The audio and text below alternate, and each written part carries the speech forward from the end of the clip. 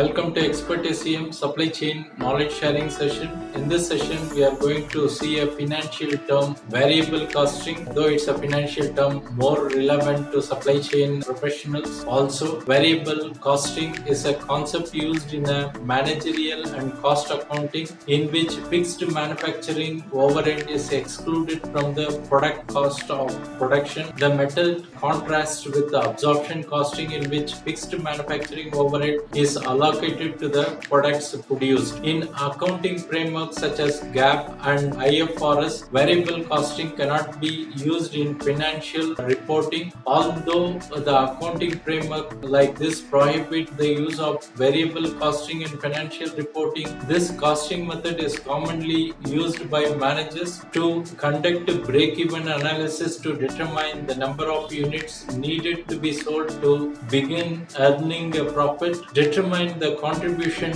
margin on a product, which helps to understand the relationship between the cost, volume and profit, facilitate decision making by excluding fixed manufacturing overhead cost, which can create problem due to how fixed costs are allocated to each product. Under variable costing, the following costs go into the product. For example, direct material, direct labor and variable manufacturing overhead. But under absorption costing, the following costs go into the product in addition to the above costing, that is fixed manufacturing overhead is also added to it to get the total cost. Thanks for watching. Bye.